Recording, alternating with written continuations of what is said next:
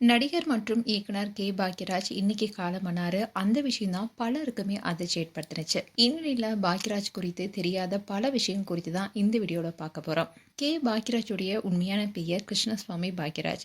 இவர் ஜனவரி 7, 1953 பிறந்திருக்காரு. இந்நிலையில தான் அவருடைய 73 வயதுல காலமாகியிருக்காரு.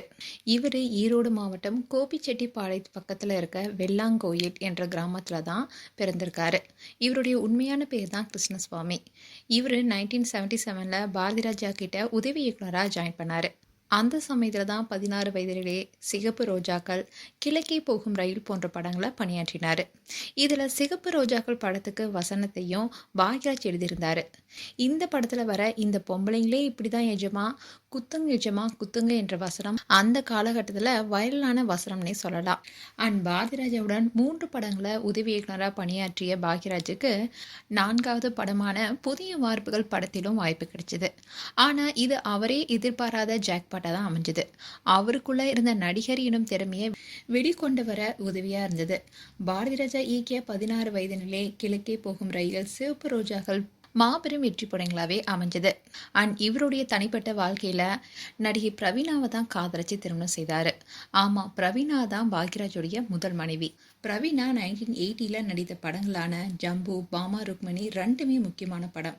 ஜம்பு என்ற படத்தில் வழக்கம் போல் சின்ன கேரக்டரில் நடிச்சிருப்பாங்க. அதுவே பாமா ருக்மணியில் முதல் முறையாக 2வது நாகியா அந்தஸ்து பெற்றாங்க. பிரவீனா சின்ன ரோலில் நடிச்சிட்டு இருக்கும் போதே பாக்யராஜுடன் நல்ல நட்பு ஏற்பட்டிருக்கு.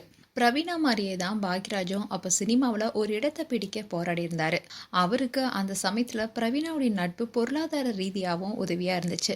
இன்னொன்று தான் பாக்யராஜ் நாயகனாக நடித்த பாமா ருக்மணியில் 2வது நாயகியாக நடிக்கிற வாய்ப்பு பிரவீனாவுக்கு கிடைச்சிது. அண்ட் இந்த படம் வெளியான அடுத்த வருடமே 1981 காதலர் பாக்யராஜே பிரவீனா திருமணம் செய்தாங்க. திருமணத்துக்கு அப்புறமா தொடர்ந்து நடிச்சிட்டும் வந்தாங்க. இப்படி இருக்க சொல்லதான் 1983 மஞ்சள் காமாலை நோயால தன்னுடைய 25 வயதிலேயே மரணம் அடைந்தாங்க பிரவீனா.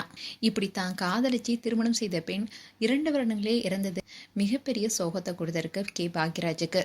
இப்படி இருக்க சொல்லதான் பூர்ணிமாவோட அறிமுகம் இவருக்கு எப்படி ஏற்பட்டுச்சுன்னா, நடிகை பூர்ணிமா பாக்யராஜை சந்திச்சு பட வாய்ப்பு கேட்டிருந்திருக்காங்க.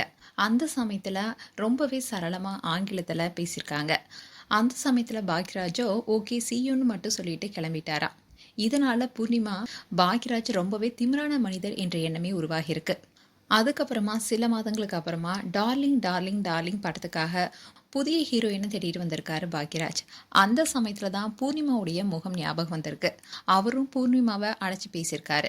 அப்போதான் பூர்ணிமா முதல் சந்திப்பில் நடந்த விஷயத்த குறித்து கேட்டிருக்காங்க. உடனே பாக்யராஜ் அதுக்கு என்ன பதில் சொன்னார்னா, நீங்க பேசின ஆங்கிலம் எனக்கு சரியா புரியல, அதனாலதான் அந்த சூழ்நிலையை சமாளிக்க அப்படி சொன்னேன்னு வெளிப்படையாவே சொல்லிட்டாராம். இதனால அவங்க 2 பேருக்கும் இடையே இருந்த மனக்கசப்பு அந்த சமயத்துல நீங்கிடுச்சு. ஆனா அந்த படத்துடைய ஷூட்டிங் அப்போ இயக்குனரும் நடிகும் என்ற தொழில்முறை உறவு மட்டுமே இருந்திருக்கு. அந்த சமயத்துல பாக்யராஜுடைய மனைவி பிரவீனா உயிருடன் இருந்திருக்காங்க. இதனால 2 பேருக்கும் இடையே காதல் என்ற எண்ணமே உருவாகல. படப்பிடிப்பு நாட்களில் பூர்ணிமா அடிக்கடி பாக்யராஜுடைய வீட்டுக்கு போவாங்களாம். அப்போ பிரவீனா கிட்ட ரொம்பவே நெருக்கமான நட்பும் ஏற்பட்டிருக்கு. அதோட பாக்யராஜ் அண்ட் பிரவீனாவுடைய திருமண நாள் அன்னைக்கு தான் பூர்ணிமாவுடைய பிறந்த நாளும். ஸோ 2மே ஒரே தேதியில வரதை நினைச்சு கூட ஆச்சரியப்பட்டதா கூட சொல்லியிருக்காங்க. இப்படி இருக்க சொல்லதான் பிரவீனா உடல்நல குறைவால காலமாகியிருக்காங்க. பாக்யராஜுடைய வாழ்க்கையில மிகப்பெரிய இழப்பாகவும் அமைஞ்சிருக்கு. அந்த துயரத்திலிருந்து மீள முடியாம சில காலம் தனிமையிலேயே இருந்திருக்காரு பாக்யராஜ். குடும்பத்தினர் ரொம்பவே வற்புறுத்தல் பண்ணதுனால மறுமணம் குறித்து யோசிக்கவும் ஆரம்பிச்சிருக்காரு. அந்த சமயத்துல தான் மும்பையில் நடந்த சந்திப்பில் பூர்ணிமாவை மீண்டும் பார்த்திருக்காரு பாக்யராஜ். அண்ட் பூர்ணிமா தான் தன்னுடைய வாழ்க்கை துணையா வர பொருத்தமா இருப்பாங்க என்ற எண்ணம் வந்திருக்கு. அதனால அவங்க கிட்ட காதல் தெரிவிக்க முடிவு செஞ்சிருக்காரு. ஆனா பூர்ணிமாவோ அடுத்த நாள் ஷூட்டிங்காக பாரிஸ்க்கு போயிருக்காங்க. இதனால பூர்ணிமா கிட்ட ஃபோன்ல பேசவும் ட்ரை பண்ணியிருக்காரு. ஆனா பூர்ணிமாவோட அசிஸ்டண்ட் அந்த அழைப்பு ஃபேன்ஸோடைய அழைப்புன்னு நினச்சிக்கிட்டு பாக்யராஜோட ஃபோன் காலை நிராகரிச்சிருக்காங்க. அதுக்கப்புறமா அவங்களுக்கு உண்மை தெரிஞ்சிருக்கு. அதனால அவருடைய ஃபோன் காலுக்காக இவங்க வெயிட் பண்ணியிருக்காங்க. இறுதியாக 2 பேரும் பேசுகிற வாய்ப்பும் கிடைச்சி பாக்யராஜ் தன்னுடைய மனசில் இருந்த காதலை வெளிப்படுத்தியிருக்காரு. அதுக்கு பூர்ணிமாவோ முதல்ல என்னுடைய குடும்பத்தில் பேசி சம்மந்தம் வாங்கன்னு சொல்லியிருக்காங்க. அதே மாதிரி பாக்யராஜும் அவங்க குடும்பத்தில் போய் பேசியிருக்காரு. அவங்களும் சம்மதம் தெரிவிக்க இவங்களுடைய திருமணம் நடைபெற்றது. அண்ட் பூர்ணிமாவும் திருமணத்துக்கு முன்னாடியே மனதளவில் நேசிச்சிருக்காங்க பாக்யராஜை. ஸோ அதனால தான் இந்த திருமணத்துக்கு அவங்க உடனே ஓகேவும் சொல்லியிருக்காங்க. இப்படி தான் பூர்ணிமா அண்ட் பாக்யராஜ் 2 பேருமே ஒன்றிணைந்தாங்க. இன்னல் தான் இந்த தம்பதிக்கு சாந்தனு என்ற மகனும், சரண்யா என்ற மகளும் இருக்காங்க. சாந்தனு பிரபல தொகுப்பாளரான கீர்த்தியை காதலிச்சு திருமணம் செஞ்சுக்கிட்டாரு. அண்ட் பாக்யராஜுடைய மகள் சரண்யாவும் விஷால் என்ற ஒரு பிஸ்னஸ் மேனை தான் திருமணம் செய்தாங்க. ஆனால் இப்போ சரண்யாவுக்கு விவாகரத்து ஆயிடுச்சு. அண்ட் சரண்யாவுக்கு இப்போ ஒரு மகள் இருக்காங்க. அண்ட் அதே சமயம் சாந்தனு இப்போ சில படங்கள் நடிச்சிட்டு வராரு. அண்ட் பாக்யராஜ் அவருடைய திரை வாழ்க்கையில் பல இமயத்தை தொட்டிருக்காரு. ஆனால் அதே சமயம் சாந்தனு அந்த அளவுக்கு திரையுலகத்தில் ஜொலிக்கல. அண்ட் சாந்தனு தன்னை போல சினிமாவில் ஜொலிக்க முடியலன்னு பாக்யராஜுக்கு மனசில் ஒரு பக்கம் வருத்தம் இருந்ததாகவே சொல்லப்படுது. இப்படி தான் பாக்யராஜுடைய தனிப்பட்ட வாழ்க்கை இருந்திருக்கு. அண்ட் பாக்யராஜுடைய படங்கள்னாவே ஒரு காலத்தில் நகைச்சுவைக்கு தனியாக நடிகர்கள் வைக்கப்பட்ட நிலையில் காலப்போக்கில் அதை கதாநாயகனோடு சேர்த்து திரைக்கதையில் கொண்டு வந்தார். நகைச்சுவைக்குன்னு தனியாக ட்ராக் அமைக்காமல் கதையோடு சேர்ந்து நகைச்சுவை அமைப்பதில் பாக்யராஜுடைய திரைக்கதைக்கு நிகர் அவரே தான் சொல்லலாம். அது மட்டும் இல்லாமல் பல நட்சத்திரங்களை இவர் அறிமுகப்படுத்தி வச்சிருக்காரு. குறிப்பாக சொல்லணும்னா முந்தானி முடிச்ச படத்தில் ஊர்வசியை தமிழ் திரையுலகத்தில் அறிமுகப்படுத்தினதே பாக்யராஜ் தான். அதோட ஊர்வசியுடைய சகோதரி கல்பனாவையும் அறிமுகம் செய்தது இவர் தான். அதுலேயும் 1983 வெளிவந்த சின்ன வீடு படம் பாக்ஸ் ஆஃபீஸ் ஹிட் ஆனிச்சு. அதே மாதிரி முந்தானி முடிச்ச படமும் மிகப்பெரிய வெற்றி படமாக அமைஞ்சுது. இதை தொடர்ந்து பல படங்களை வெற்றி படங்களாகவே கொடுத்தாரு பாக்யராஜ்.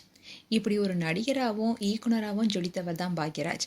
இவர் 2010க்கு அப்புறமா உறுதுணை கதாபாத்திரத்தில் வலம் வர தொடங்கினார்.